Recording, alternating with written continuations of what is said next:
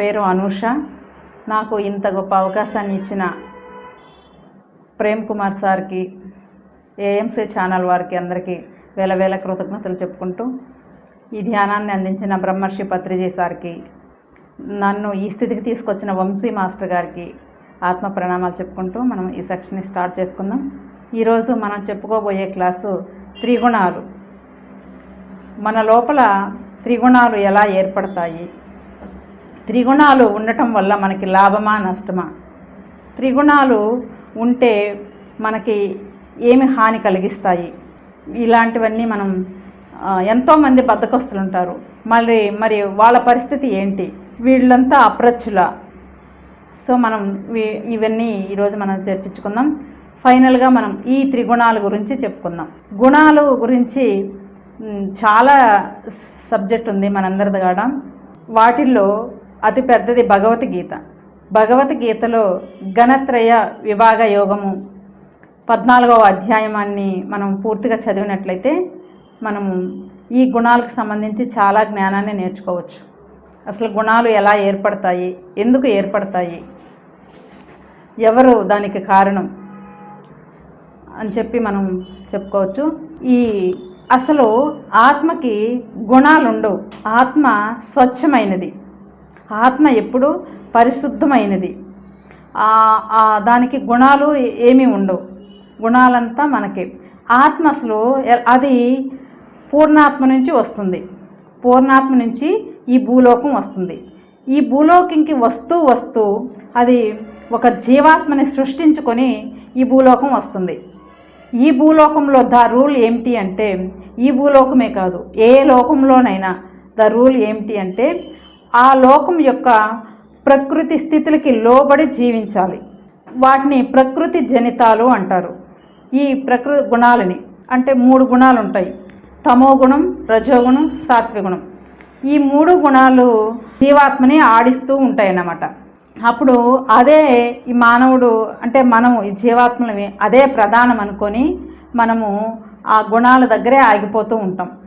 అందువల్ల పైనున్న ఆత్మకి కిందనున్న జీవాత్మకి చాలా తేడా వచ్చేసి మన జీవితాన్ని గందరగోళం చేసుకుంటాం.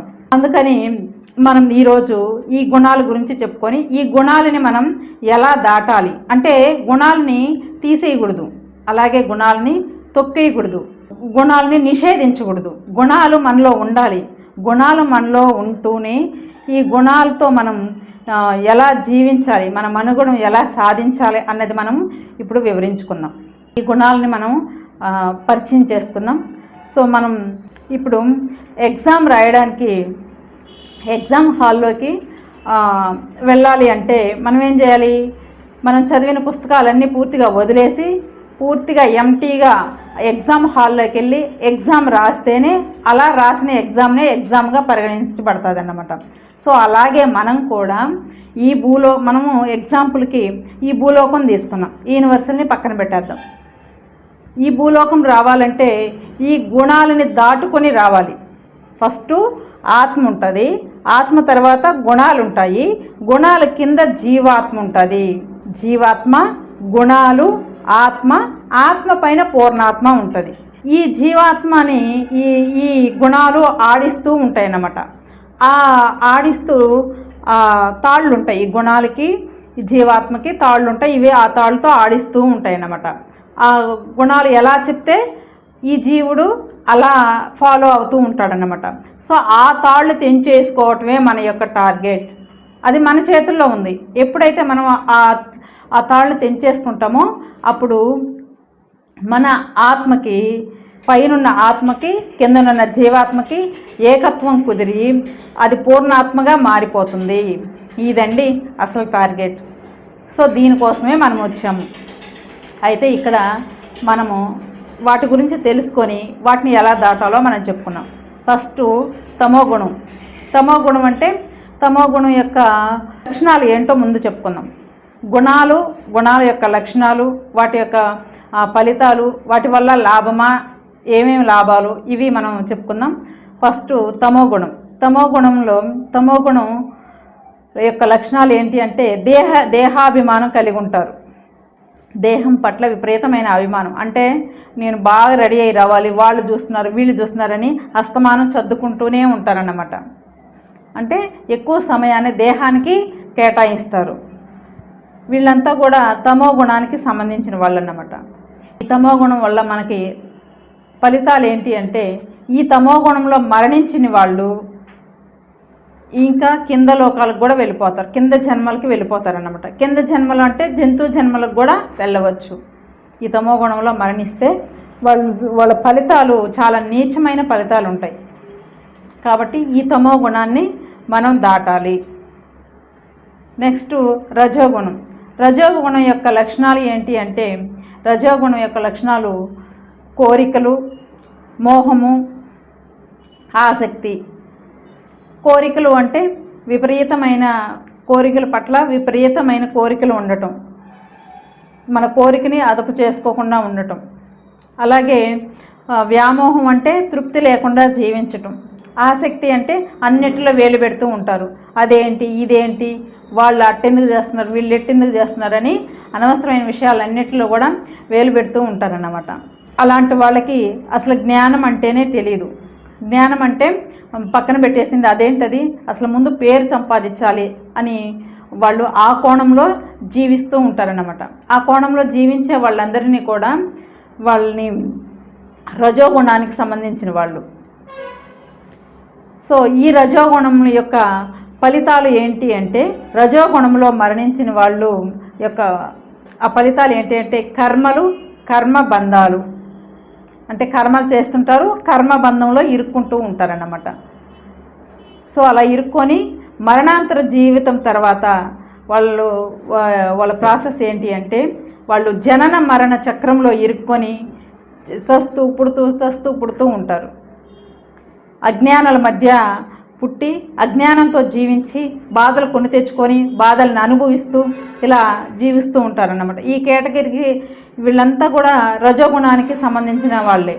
సో మనం ఇప్పుడు మూడో గుణం సాత్విక గుణం గురించి చెప్పుకున్నాం. సాత్విక గుణము యొక్క లక్షణాలు ఏంటి అంటే, సాత్విక గుణుడు సాత్వికంగా ఉంటాడు, చాలా ప్రశాంతంగా ఉంటాడు, చాలా గ్లోగా ఉంటారు. ఈ సాత్వికుడు వాడు వికారాలు లేకుండా ఉంటాడు. వాళ్ళు ఈ సాత్వికుడు ఎలా ఉంటాడు అంటే ప్రకాశంతో ఉంటాడు, వికారాలు లేకుండా ఉంటాడన్నమాట. ఈ సాత్వికుడు యొక్క ఈ గుణం యొక్క లక్షణాలు చెప్పుకున్నాం. ఈ గుణం యొక్క ఫలితాలు ఏంటి అంటే, సాత్వికుడు జ్ఞానం సంపాదించుకుంటాడు, జ్ఞానవంతంగా జీవిస్తాడు, వైరాగ్యంతో జీవిస్తాడు, సుఖంగా జీవిస్తాడు. సాత్వికుడు యొక్క ఫలితాలు ఏంటి అంటే, సుఖవంతమైన జీవితాన్ని జీవిస్తాడు, జ్ఞానవంతమైన జీవితాన్ని జీవిస్తాడు, అలాగే వైరాగ్యంతో జీవిస్తాడు. ఎప్పుడైతే వైరాగ్యం వస్తుందో అప్పుడు ఆ వ్యక్తి ఎక్కడైనా సుఖంగా ఉంటాడు. అడవిలో వేసినా సుఖంగా ఉంటాడు, రాజ్యంలో ఉన్న సుఖంగా ఉంటాడు, ఎక్కడున్నా సుఖంగా ఉంటాడు. ఆ సాత్విక గుణం యొక్క ఫలితాలు ఏమిటి అంటే, ఈ సాత్విక గుణంలో మరణించిన వాడు ఉత్తమ లోకాలకి వెళ్తాడు, కానీ మోక్షం అయితే ఉండదు.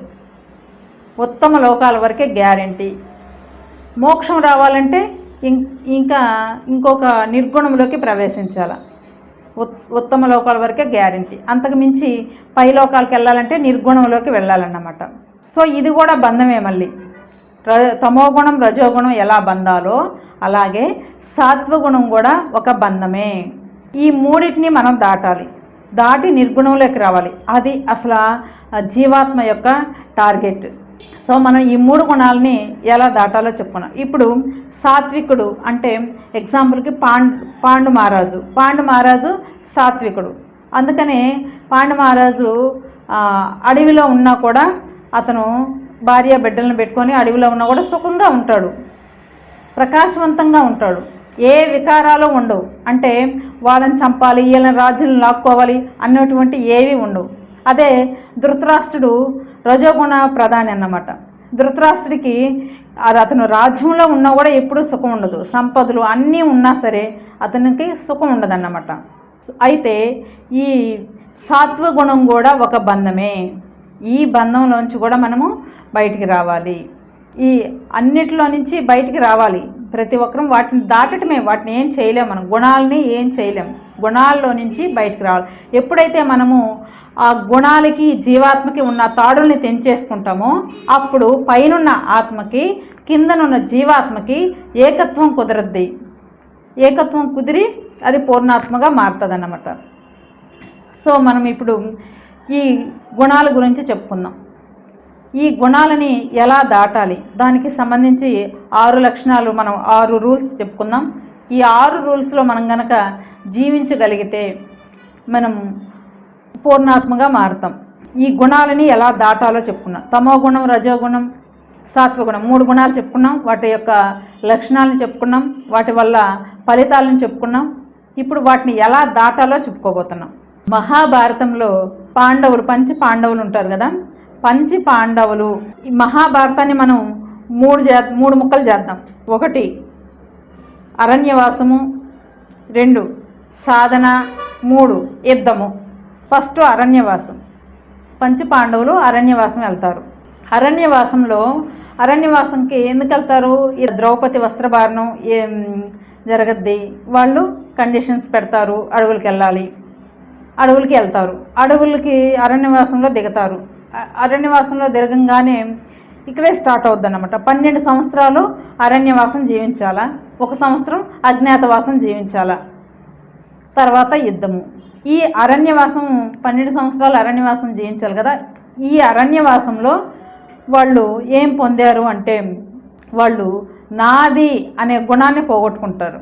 నాది అంటే వచ్చి అక్కడ అర్జునుడిని ఒక అతను వచ్చి, ఏమయ్యా ఎవరు నువ్వు అని అంటారు. అప్పుడు అర్జునుడు ఏం చెప్తాడు? అదే రాజ్యం అరణ్యవాసంలోకి రాకముందు నువ్వెవరు అనగానే, నేను ఫలానా రాజ్యానికి చక్రవర్తిని, నేను వీరాది వీరుణ్ణి, నేను సూర్యుని అని చెప్పి అతను సంపాదించుకున్న పదవులు, అతను తీసుకున్నవన్నీ చెప్పుకుంటూ వచ్చేవాడు. కానీ ఇక్కడ ఏం చెప్తాడు? అక్కడ చెప్పడానికి లేదు కదా, రాజ్యం లేదు, నాది పోయింది. ఇంకెక్కడుంది? నాది అనేది తమో గుణానికి సంబంధించిందన్నమాట. ఎక్కడ రాజ్యం ఏం లేదు, అన్నిటిని వదిలేసి వచ్చేసారు. రాజ్యం పోయింది, రాజ్యం లేదు. 12 సంవత్సరాలు వాళ్ళు సాధన చేస్తే పంచ పాండవులు 5 కూడా నాది పోగొట్టుకున్నారు. చూసారా? నాది అనేది తమో గుణం. ఇంకా నేను అనేది ఉందన్నమాట. నేను అనేది రజోగుణం అన్నమాట. ఎవరైనా వచ్చి, ఏమయ్యా ఎవరు నువ్వు అంటే, నేను ఫలానా రాజ్యానికి చక్రవర్తిని అని చెప్పుకునేవాడు. అది ఇప్పుడు పోయింది, చెప్పుకునేదానికి లేదు, నాది పోయింది. తర్వాత నువ్వెవరు, ఏం పేరు అంటే అర్జునుడు, నేను పాండరాజు కుమారుణ్ణి, నేను అర్జునుడిని అని చెప్పుకుంటాడు. ఎందుకంటే నేను ఇంకా ఉంది కాబట్టి. సో 12 సంవత్సరాలు అరణ్యవాసం అయిపోయిన తర్వాత 13వ సంవత్సరం అజ్ఞాతవాసం చేయాల. Training number 2. ఇవన్నీ కూడా ట్రైనింగ్లే. ఈ ట్రైనింగ్ అంతా ఎందుకు అంటే, ఈ పంచ పాండవుల్ని రాటు తేల్చడానికి ఇవన్నీ కూడా కృష్ణుడు పెట్టాడంటే ఇవన్నీ కృష్ణుడు పెట్టినవి కదా, ఎవరు ఆత్మ వాళ్ళకి ట్రైనింగ్ ఇస్తుంది. ట్రైనింగ్ ప్రోగ్రామ్ అన్నమాట. అర్జునుడికి ట్రైనింగ్ ఇస్తుంది, దుర్యోధనుడు ఆత్మ దుర్యోధనుడికి ట్రైనింగ్ ఇస్తుంది. ఇవన్నీ కూడా వాళ్ళు పెట్టిన ద్రౌపది వల్ల లేకపోతే దుర్యోధనుడి వల్ల ఇవన్నీ వచ్చినవి కాదు. ఇవన్నీ కూడా ఎవరి ఆత్మ వాళ్ళకి శిక్షణ ఇస్తుంది. మై డియర్ ఫ్రెండ్స్, ఇది అందరం గుర్తుపెట్టుకోవాలి. ఎవరైతే కష్టాలు ఇవన్నీ పడుతుంటారో వాళ్ళందరూ కూడా వాళ్ళ ఆత్మ వాళ్ళకి ట్రైనింగ్ ఇస్తుంది, ఇంకా శిక్షణ ఇస్తుంది. శిక్ష కాదు, ఇది శిక్షణ. సో అలాగా మనం ఇంకప్పుడు అజ్ఞాతవాసంలోకి వచ్చారు కదా. అజ్ఞాతవాసంలో వాళ్ళు ఎలా జీవించాలి? వాళ్ళు గుప్తంగా జీవించాలి. అంటే వాళ్ళ పేర్లు కూడా చెప్పకూడదు. అబ్బాబ్బాబ్బా, ఏం ట్రైనింగ్ అండి ఇది! ట్రైనింగ్ నెంబర్ 2 అద్భుతమైన ట్రైనింగ్ ఇది. వాళ్ళ పేర్లు కూడా చెప్పకూడదు. ఇక్కడ రాజ్యం పోయింది, నాది లేదు, కానీ పేరుంది, నేను అనేది ఉందన్నమాట. సో ఇక్కడ నేను అనేది కూడా లేదు. ఎవరైనా వచ్చి, ఏమయ్యా ఎవరు నువ్వు అంటే అర్జునుడు అని చెప్పుకోవడానికి కూడా లేదు. చూసారా ఎంత మంచి ట్రైనింగో! అక్కడ రాజ్యం పోయింది, ఇక్కడ పేరు ప్రతిష్టలు కూడా పోయినాయి. ఇక్కడ అజ్ఞాతవాసంలో విరాట రాజ్యంలో ఉంటారు. అర్జునుడు బృహన్నలుగా మారిపోతాడు. చూసారా? అంటే ఒక డ్యాన్స్ మాస్టర్గా మారిపోతాడు. భీముడు వంట మాస్టర్గా మారిపోతాడు. క్యారెక్టర్స్ మార్చి పెట్టారు ఇక్కడ అంతే. వీరాతి వీరుడైన అర్జునుడు బృహన్నలుగా మారాడు. ఎవరయ్యా మీరు అంటే చెప్పుకునేదానికి కూడా లేదు. ఇంకెక్కడ నేను నాది పోయా, రాజ్యం పోయా, పేరు ప్రతిష్టలు సంపాదించుకున్న బిరుదులన్నీ పోయా, ఇక్కడ అర్జునుడని కూడా చెప్పుకోవడానికి లేదు. చూసారా? అంటే నాది తమోగుణం పోయింది, నేను రజోగుణం పోయింది, ఇంకా సాత్వగుణం ఉంది. ఓకే, ఈ ట్రైనింగ్స్ మొత్తం అయిపోయినాయి. ఇంక యుద్ధంలోకి రావాలా? యుద్ధంలోకి వచ్చారు. యుద్ధరంగంలోకి వచ్చి అప్పుడు 2 గుణాలు పోయినాయి. అంటే ఇద్దరు వెళ్ళిపోయేశారనమాట. ఇంకొకరు ఉన్నారు, ఒక్కరు ఆడిస్తున్నారు వీళ్ళని. వాళ్ళు ఎలా ఆడిస్తే మనం అలా ఆడుతూ ఉంటాం అన్నమాట.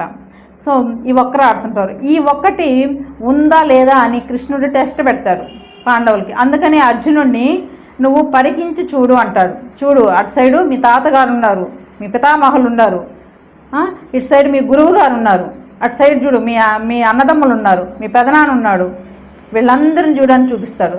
వాళ్ళందరిని చూడంగానే అర్జునుడు వడవడవడ ఏడ్చేస్తాడు. పాయ అంటే నో యూజ్, వీళ్ళకి ఇంకా సాత్వగుణం ఉంది. సాత్వగుణం అది వికారాలు లేనిదే కావచ్చు, అది ప్రకాశవంతమైనదే కావచ్చు, అది జ్ఞానం అవ్వచ్చు, ఏదైనా అవ్వచ్చు. కానీ అది కూడా ఒక బంధనమే. ఏంటి ఆ బంధనం అంటే చూడు, సజ్జన సాంగత్యం, జ్ఞాన అభిమానం, ఈ 2 బంధించేస్తాయి ఈ సాత్వగుణాన్ని. అప్పుడు కృష్ణుడికి అర్థమైంది వీళ్ళు సాత్వగుణంలో ఉన్నారు, సాత్వగుణం బంధించింది అని. అప్పుడు ఆ బంధనం నుంచి విడదీయడానికే కృష్ణ భగవానుడు భగవద్గీత చెప్పాడు. ఈ భగవద్గీత ద్వారా అర్జునుడు సాత్వగుణాన్ని దాటుతాడు, పంచపాండవులు సాత్వగుణాన్ని దాటుతారు. చూసారా? అంటే తమోగుణం రజోగుణం అతి కష్టం మీద దాటితే సాత్వగుణాన్ని భగవంతుడు దాటిచ్చాడు. మనం కూడా తమోగుణం రజోగుణాన్ని దాటితే భగవంతుడే మన దగ్గరికి పరిగెత్తుకుంటూ వచ్చి సాత్వగుణం నుంచి మనల్ని దాటిస్తాడు. అది ఎవరి రూపంలో అయినా కావచ్చు. అప్పుడు అర్జునుడికి కృష్ణ రూపంలో, ఇప్పుడు మనకి ఎవరి రూపం, మన గురువుల రూపంలో అయినా రావచ్చు అన్నమాట. సో మనం ఇప్పుడు అలా వాళ్ళు సాత్వగుణం దాటేశారు, నిర్గుణంలోకి వచ్చాడు.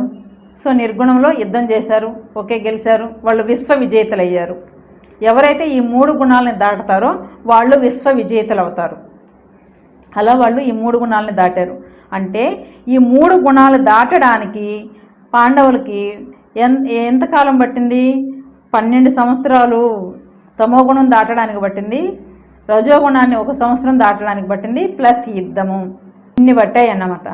మనము అంత కష్టపడనక్కర్లే. మనము ఇప్పుడు ఒక 6 పాయింట్లు చెప్పుకున్నాం. ఈ 6 పాయింట్లలో మనం జీవించితే మనం ఈ గుణాలను దాటేయచ్చు.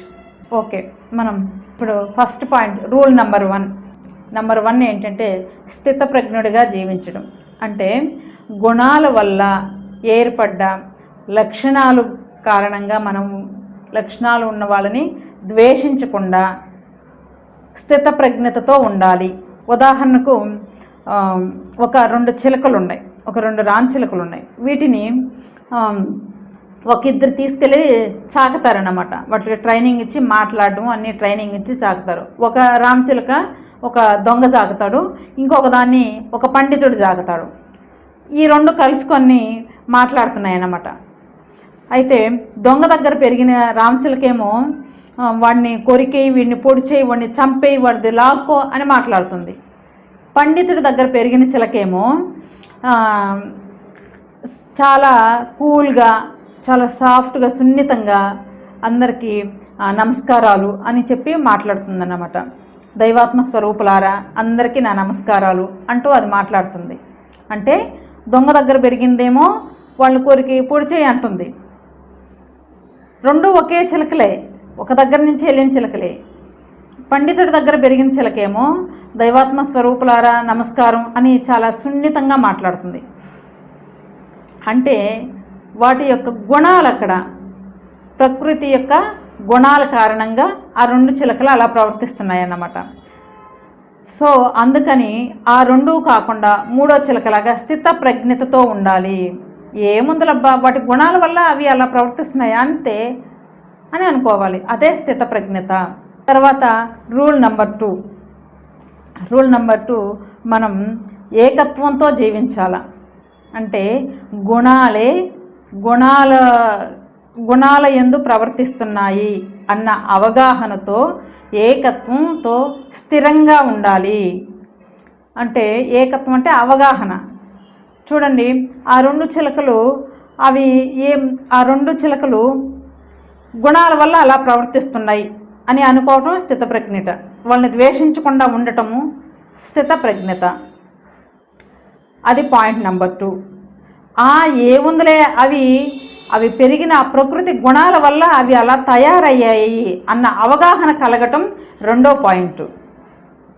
ఉదాహరణకు మనం వశిష్ఠ మహర్షిని తీసుకుందాం. వశిష్ఠ మహర్షికి 9 కొడుకుల్ని విశ్వామిత్రుడు అందరినీ చంపేస్తాడు. అందరినీ చంపేస్తే అప్పుడు వశిష్ఠ మహర్షి భార్య అడగొద్దన్నమాట, ఏంటి ఇలాగా మన 100 మంది పుత్రుల్ని చంపేశాడు అంటే అప్పుడు చెప్తాడు ఏమని అంటే, వాడు గుణాలలో ఇరుక్కో ఉన్నాడు, తెలుసుకుంటాడులే, ఇవన్నీ ప్రకృతి జనితాలే కారణం, వీడి కాదు, నా వాస్తవానికి నేనే కారణం అన్న ఎందుకు వచ్చిందంటే అన్న అవగాహన చేసుకున్నాడు కాబట్టి అలా స్థిరంగా ఉన్నాడన్నమాట. మనం ఈ నిర్గుణంలోకి ప్రవేశించాలి అంటే ఏకత్వంతో జీవించాలి, అవగాహనతో జీవించాలి. Okay, rule number 3. సుఖ దుఃఖాలు వచ్చినా, కష్ట నష్టాలు వచ్చినా, వచ్చినా తొనకకుండా ఉండాలి. తొనక రాదు. మూడోది రూల్ నెంబర్ 3, తొనక రాదు. అంటే మనం ఒక వ్యాపారం చేసినా, వ్యవసాయం చేసినా, చేసినా వాటిలో నష్టాలు వస్తాయి, సుఖాలు వస్తాయి. నష్టం వచ్చినప్పుడు, సుఖం వచ్చినప్పుడు మనం కూల్గా ఉండాలి, తొనక్కుండా ఉండాలి. అలాగే నష్టాలు వచ్చినా కూడా తొనక్కుండా ఉండాలి. ఎవరెవరో మన శత్రువులు వస్తారు, మనల్ని ఏదేదో అంటారు, తిట్టేవాళ్ళు ఉంటారు, మనల్ని పొగిడే వాళ్ళు ఉంటారు, మిత్రులు ఉంటారు, ఎవరైనా ఉంటారు. కానీ ఎవరు ఏమన్నా సరే తొనక రాదు, నిశ్చలంగా ఉండాలి. కోనేరులాగా, కోనేటి రాయుడు అంటారు చూడు వెంకటేశ్వర స్వామి, అంటే ఆయన నిశ్చలంగా ఉంటాడు. నిశ్చలత్వం నదిలోనూ ఉండదు, సముద్రంలోనూ ఉండదు, కోనేరులోనే ఉంటుంది. అలాగా నిశ్చలంగా ఉండాలన్నమాట. ఉదాహరణకి ఒక యోగి తపస్సు చేసుకుంటూ ఉన్నాడు. ఆ రాజ్యంలో మంత్రి ఏం చెప్తాడంటే, అక్కడ ఒక యోగి ఉన్నాడు, ఆ యోగిని తీసుకొచ్చి మనము అతన్ని మర్యాదించి అతనికి ఏదో చేసి పంపిద్దామని చెప్తాడన్నమాట ఆ రోజుకి.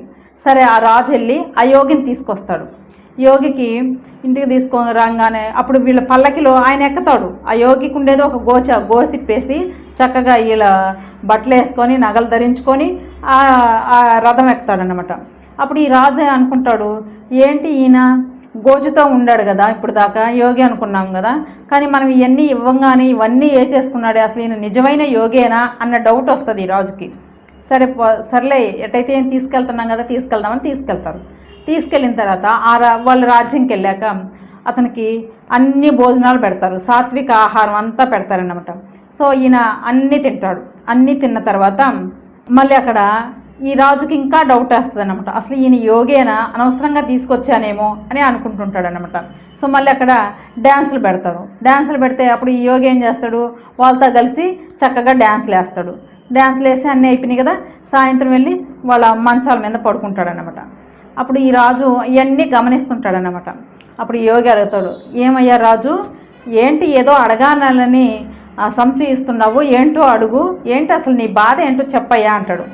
అప్పుడు ఈ రాజు ఏం చెప్తాడంటే, అదే ఏంటంటే అండి, మీరు పద్ధతి నుంచి చేసినవన్నీ నేను ప్రతిరోజు చేస్తూ ఉంటా, కానీ నిన్నేమో యోగి అంటున్నారు, నన్నేమో భోగి అంటున్నారు, ఏంటి మన ఇద్దరికి తేడా అని అడుగుతాడు. తేడానా, సరేరా నేను చూపిస్తా అని చెప్పి ఈ రాజుని తీసుకెళ్తాడు. ఈ రాజుని ఆ యోగి ఉన్న ప్రదేశానికి అడవుల్లోకి తీసుకెళ్ళి ఈ యోగి ఏం చేస్తాడు, అక్కడికి పోగానే ఈ రథం దిగేసి వాళ్ళవన్నీ ఆ బట్టలు పెట్టేసి బంగారు నగలు అన్నీ పటామని తెంచి పెట్టేసి వెళ్ళి ఒక గోచి పెట్టుకొని ఆ బండ మీద కూర్చుంటాడు. కూర్చొని, ఏమయ్యా రాజు, నువ్వు కూడా ఎన్ని తీసేసి గోచి పెట్టుకొని బండ మీద వచ్చి కూర్చో అంటాడు. అప్పుడు ఈ రాజు ఏమంటాడు, అమ్మో నేను ఇలా గోసి పెట్టుకోలేను, నేను వచ్చేస్తే నా రాజ్యము, నా ప్రజలు, నేను రాలేను అంటాడు. మరి అదే నీకు నాకు తేడా అంటాడు. అంటే యోగి ఒక నిర్గుణుడు, అందుకని ఆయన అన్నిటిలో ఉన్నాడు, అతను అన్ని ఆహారాలు తిన్నాడు కాబట్టి తమో గుణంలో ఉన్నాడు. వాళ్ళందరితో కలిసి డ్యాన్స్లు అయ్యి చేశాడు కాబట్టి రజోగుణంలో ఉన్నాడు. పల్లకిలో అన్నిట్లో ఊరేగాడు కాబట్టి సాత్విక గుణంలో ఉన్నాడు. అన్నిటినీ వదిలేసి ఇవేవి వద్దని చెప్పేసి నిర్గుణంలోకి వచ్చాడనమాట. అంటే ఎందులో అయినా ఉండగలడు యోగి. అదే భోగి ఉండలేడు కదా. అతను ఒక గుణాల్లో చిక్కుకొని ఉన్నాడు. రజో గుణం ఉంది, తమో గుణం ఉంది. ఈయన్ని ఒక యోగిని చూసుకున్నాడు కాబట్టి సాత్విక గుణం కూడా ఉంది. కానీ ఈ గుణాల్లో ఇరుక్కున్నట్టే కదా. సో మనము తొనకుండా ఉండాలి, తొనక రాదు. ఫైనల్గా మనము ఏవి వచ్చినా తొనకుండా ఉండాలి, అన్నిటిలో ఉండాలి, ఏటిని అంటకుండా ఉండాలి. ఫోర్త్ రూల్ ఏంటి అంటే సమభావన కలిగి ఉండటం. మన మిత్రుల పట్ల, శత్రువుల పట్ల మనల్ని ద్వేషించే వాళ్ళు ఉంటారు, మనల్ని పూజించే వాళ్ళు ఉంటారు. అందరి పట్ల సమభావంతో ఉండటం, సమభావంతో జీవించటం. ఉదాహరణకు నాకు తెలిసిన ఒక ఆమె ఉంది. ఆమె కుక్కకి అన్నము పళ్ళెంలో వేసుకొని కలిపి నోట్లో పెడుతుంటుంది. అక్కడ వేసేది అందరూ కుక్కలకి అన్నం వేసేస్తారు కదా, ఈమె వేసేది నోట్లో పెడుతుంటుంది. ఎందుకు అలా పెడుతున్నావు అని అడిగితే ఆమె నాకు కుక్కలంటే చాలా ఇష్టము, మేము జంతువులను బాగా సాగుతుంటాము అని చెప్పిందన్నమాట. సరే అని చెప్పి ఆమె ఒకరోజు వాళ్ళ ఇంటికి వెళ్ళాను. అలా వేసి కలిపి ఆ కుక్కకు పెడుతుంది. అయితే పెడుతుంటే నేను చూస్తూ ఉన్నానన్నమాట. బయట నుంచి వాళ్ళ గేటు తీసుంది. ఆ గేట్లో నుంచి బయట ఒక కుక్క వచ్చిందన్నమాట. ఈది కుక్కలు అంటారు కదా, ఆ కుక్క వచ్చి ఆ కుక్క రాగానే ఈమెం చేసింది, ఒక పెద్ద కర్ర తీసుకొని ఆ కుక్కని కొట్టింది. అప్పుడు నేను ఆమెను అడిగాను, ఎందుకు ఆ కుక్కను కొట్టావు, దీనికి అన్నం పెడుతున్నావు కదా అని అంటే, జంతువుల పట్ల ప్రేమతో ఉన్నవాళ్ళు ఏ జంతువునైనా చూడాలి కదా, దానికి కొంచెం అన్నం పెట్టచ్చు కదా అన్నాను. దానికి ఎలా పెడతాము, అది ఈది కుక్క, ఇది మేము సాక్కుంటున్నాం, ఇది శుభ్రంగా ఉంటుంది, అది ఉండదు అని చెప్పిందన్నమాట. అంటే ఇంకెక్కడ ఏకత్వం, దానికి కూడా కొంచెం అన్నం పెట్టేస్తే సరిపోద్ది కదా, అది కూడా తినిపోయేస్తుంది కదా. అంటే ఏకత్వం అంటే దాని పట్ల దీని పట్ల రెండింటి పట్ల ఏకత్వంతో ఉండాలి, సమభావంతో ఉండాలి. దానికి కొంచెం అన్నం పెడితే సరిపోద్ది. సో మనం 5th రూల్ చెప్పుకున్నాం. 5th రూల్ ఏమిటంటే దివ్య దృష్టి కలిగి ఏం జరిగినా త్రిగుణాలే అందుకు పూర్తి కర్త అన్న అవగాహనతో అనే విషయాన్ని గ్రహించి ఆత్మతత్వంతో జీవించాలి. ఆత్మతత్వంతో జీవించాలి అంటే వాళ్ళకి దివ్య దృష్టి కలిగి ఉండాలి. ధ్యానంలో చెప్తూ ఉంటారు, అవన్నీ దివ్య దృష్టి కాదు, అవి థర్డ్ ఐ యాక్టివేషన్ యొక్క అనుభవాలు. అవన్నీ కూడా దివ్య దృష్టి కలిగి అనుభవాలు రావటం వేరు, దివ్య దృష్టితో కలిగి గ్రహించి ఆత్మతత్వంతో జీవించటం వేరు. ఎవరు ఆత్మతత్వంతో జీవిస్తారు అంటే దివ్య దృష్టి కలిగిన వాళ్ళు జీవిస్తారన్నమాట. ఉదాహరణకు సీతాదేవిని శ్రీరాముడు ఏం చేస్తాడు, తీసుకెళ్ళి తను నిండు గర్భిణీగా ఉన్నప్పుడు తనకి ఏమాత్రం చెప్పకుండా తీసుకెళ్ళి అడవుల్లో వదిలేస్తాడు. అప్పుడు ఆమె చూసుకుంటుంది. అడవుల్లో వదిలేసినప్పుడు ఎందుకు నన్ను ఇలా వదిలేశాడు నా స్వామి, దీనికి గల కారణం ఏంటి అని చూసుకుంటుంది. ఆమె చూసుకున్నప్పుడు ధ్యానంలో కూర్చొని ఆమె చూసుకున్నప్పుడు ఆమె చేసిన ఆ కర్మని ఆమె చూసుకుంటుంది. అంటే ఫలానా రోజు నేను లక్ష్మణుడిని అన్నాను కదా, నువ్వు నన్ను చెరపట్టాలని చూస్తున్నావు అని అన్నాను కదా, అంటే నా వాస్తవానికి నేనే కారణం అని చెప్పి ఆమె అది గ్రహించి అప్పుడు యొక్క ప్రకృతి అలా ఆమెను అనిపించింది. ఇప్పుడు ఉన్న ప్రకృతి శ్రీరాముడు ఆమెని అలా వదిలేసేలాగా చేసిందన్నమాట. సో అలా గ్రహించి తను ఆ క్షణం నుంచి రిలీజ్ అయ్యి ఆత్మతత్వంతో జీవిస్తుంది. అక్కడి నుంచి నన్ను శ్రీరాముడు వదిలేశాడని ఏడవల, వాళ్ళకి చెప్పి పెద్ద రాజకీయాలు చేసి ఇవేవి చేయలే. ఆమె నేను ఒక ఆత్మస్వరూపాన్ని అని చెప్పి అద్భుతంగా ఆత్మతత్వంతో జీవిస్తుంది సీతాదేవి. వండర్ఫుల్ జీవితం. సో మనందరం కూడా అలాగే ధైర్యంగా ఆత్మతత్వంతో జీవించడం నేర్చుకోవాలి. లాస్ట్ది రూల్ నెంబర్ 6, ప్రకృతిలో ఏం జరిగినా సరే, దేనికైనా ప్రకృతి జనితాలే కారణం అన్న అవగాహనతో పైనున్న ఆత్మ నేను, ఆత్మస్వరూపాన్ని అన్న అవగాహన గ్రహించి ఇప్పుడు కింద ఉన్న ఈ జీవాత్మకి ఎటువంటి కర్మ బంధాలు అంటకుండా చూడటం. అంటే నేను ఆత్మస్వరూపాన్ని అన్న భావంతో మనం జీవిస్తూ, నేను ఆత్మస్వరూపాన్ని అని మనం గ్రహించి ఈ కిందనున్న జీవాత్మకి ఎటువంటి బంధనాలు అంటకుండా జీవించడం మన యొక్క బాధ్యత. దీనికి పక్కన వాళ్ళు ఎవరు చేయలేరు, గురువు అంతకన్నా చేయలేరు. ఎవరి బాధ్యత వాళ్ళదే. సో మనం ఈ 6 రూల్స్ని మనం ఫాలో అయితే మనము నిర్గుణులు అవుతాము. ఏఎంసీ ఛానల్ వారికి వేల కృతజ్ఞతలు చెప్పుకుంటూ సెలవు తీసుకుంటున్నాను.